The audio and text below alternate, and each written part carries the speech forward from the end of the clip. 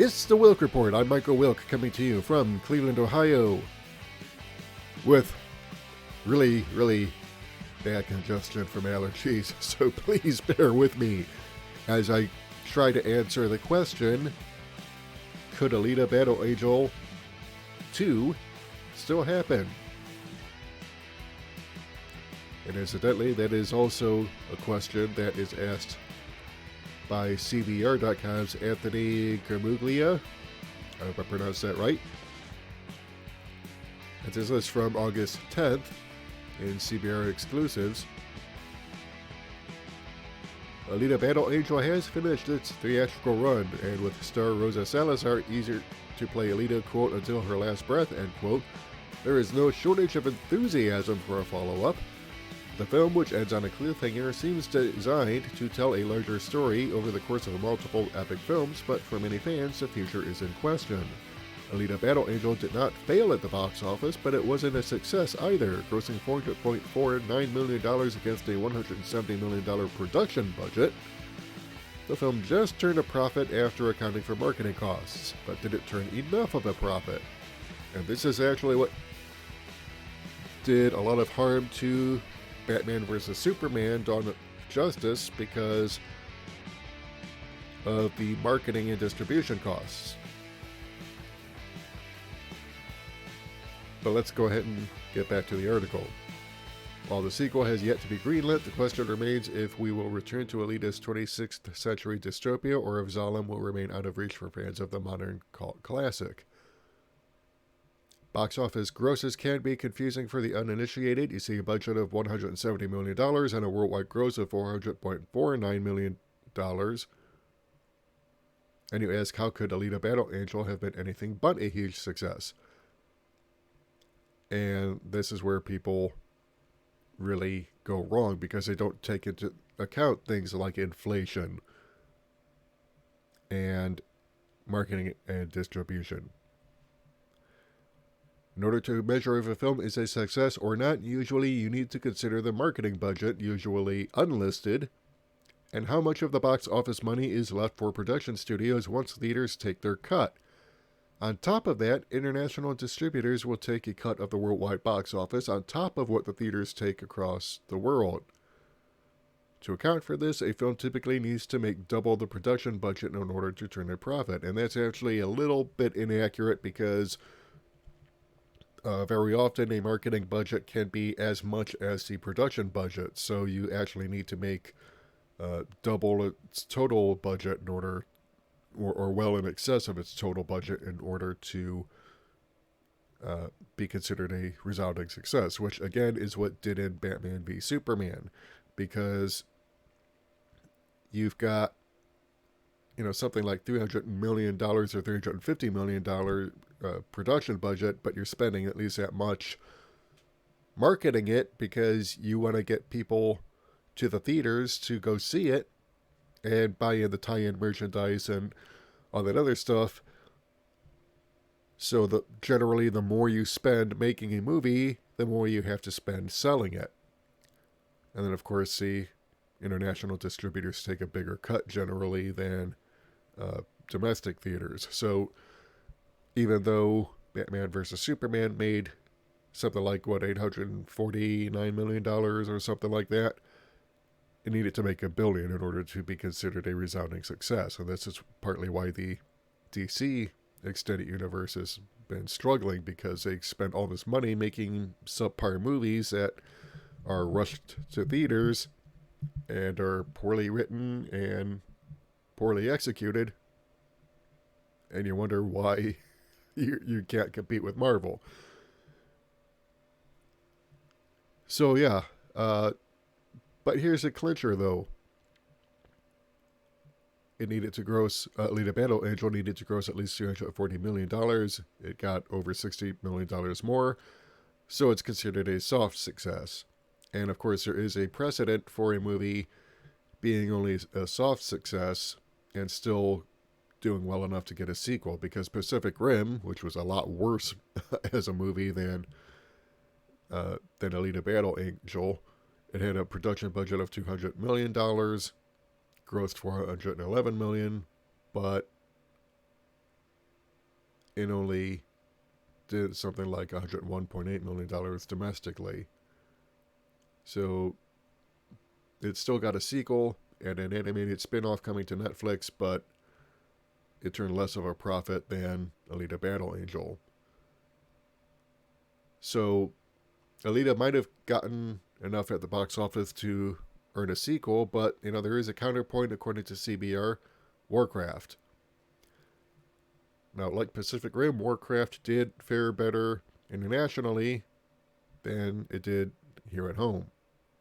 Had a budget of $160 million, got a gross of $433.7 million, but domestically it only grossed $47.4 million. So estimates in the Hollywood Reporter indicate the movie might have lost the studio $30 million because international distribution ate into its, basically ate into its profits. So yeah, that's not necessarily a given that Alita would get a sequel, even though it technically made its money back. So then, of course,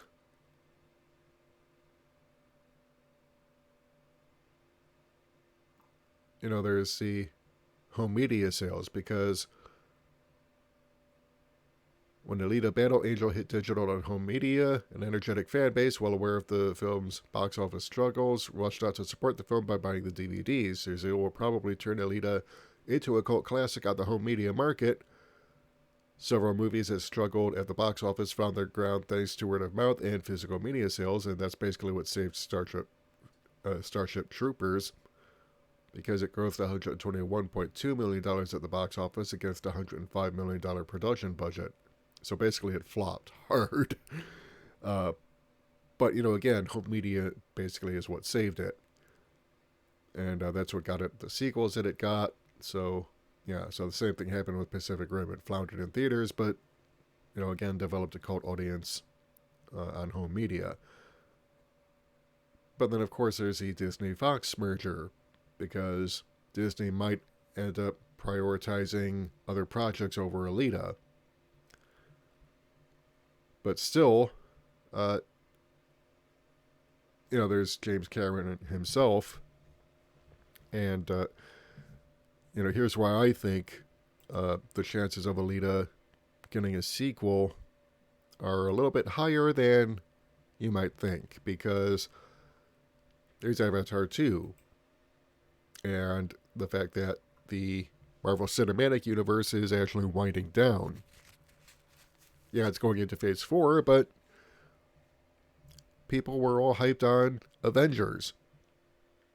And I don't think that you can tell what's basically an epilogue phase of movies, basically on the strength of movies that, for all their box office success, part of that success was the build-up to Avengers and Infinity War. And if you're going to go ahead and try and capture lightning in a bottle twice, you need at least as big a build-up for something even more epic. And really, what is more epic than Infinity War? I mean, there's plenty of material. There's Secret Wars, but again, Secret Wars is not something that I think would be quite as financially viable as Infinity War. But we'll see what happens, because Secret Wars really kind of depends on a number of factors. With because Sony might decide, well, we're done letting you have Spider-Man, and we're going to keep the rights for a while and produce our own stuff. Venom did a lot better than a lot of people thought it would. Certainly better than I thought it would, considering the rumors flying around about production troubles. But Sony would be stupid to not do a Venom sequel. And of course, any attempt to do a Venom sequel, especially if it does well at the box office, Sony might decide, well, guess what? You're not doing any more Spider-Man movies. We still own the rights to making Spider-Man movies. We simply license those out to you because We thought it would be a good idea, but we want to do another one. They could try and do that. I think they would be stupid to, but you never know. So basically, if Avatar 2 is a box office success, and I think it will be, then I think the chances of getting a sequel to Alita go up. Because this is actually James Cameron's passion project other than Avatar. And he's got enough clout in Hollywood where he can pull it off. But, then again, there's also the James Cameron haters who might try to sabotage Avatar 2. But, we'll see what happens because you've got Kevin Feige boasting falsely, I think, and I think he's deliberately lying when he does this, just as James Cameron haters are deliberately lying about Avengers Endgame and their box office. And I've explained this in my previous video on the subject, how it's a lie about Avengers Endgame being the number one grossing movie of all time because it doesn't take into account inflation. But people will still try to spin the raw numbers and claim that Avengers Endgame is highest grossing movie, even though it's not. And they'll try and, I think, maybe try to sabotage Avatar 2 when it comes out to theaters. Maybe try and get a viral campaign to boycott it. Who knows? I mean, they're just that infantile. I mean, I'm not a big fan of Avatar myself. I mean, it was okay for what it was, but, it had a lot of the same shortcomings that I felt Alita Battle Angel had and that I felt Black Panther had, in which you're trying to cram like 5 hours worth of story into 2.5 hours of movie, and as a result the characterization suffers. I thought if Alita Battle Angel had focused less on trying to build the house before the foundation was laid and simply laid that foundation, you could have done, I think, a more or less straight adaptation of the anime and made Hugo a lot less noble, but Alita is driven, she's drawn to his drive, his determination to get to Zalem. Then there's her sympathizing with the wife of Hugo's brother, who turned him into the hunter warrior because he was building an illegal flying machine and so obsessed with getting to Zalem that she feared losing her husband forever, even if he did manage to live and make it up there. So that there's that whole obsession thing that Hugo, or Hugo, depending on which adaptation you watch, I thought you could have had that instead of trying to turn him into this noble, pretty boy who, is willing to walk away from it all. Because it kind of weakens, I think, that scene towards the end where, he dies. But, again, the movie still kind of managed to save it, but, I felt that it was kind of, it did have a lot of shortcomings. But, I think if they get a sequel to this, and I hope they do, that they managed to focus more on character. Because honestly, once Alita got the Berserker body, she became all powerful and, the threat level kind of dropped. And the thing about audiences is that we typically go for the underdog. We don't go for boring wooden characters who are perfect, who have no flaws, who are never once in any real danger. That's really what made the 300 such an awful movie, because, Zack Snyder is taking Frank Miller's other boorish comic book and making a boorish adaptation of it. And so King Leonidas turns into this loudmouth braggart who at no point is he ever in any real danger. So, I mean, How can you invest emotionally in a character like that? I mean, the difference with Alita is that, yeah, she has this love interest, which kind of humanizes her and makes you sympathize with her because, when she loses him, that tears at the heartstrings, because a lot of people who criticize Alita as, quote unquote, relying on a man, they miss the point.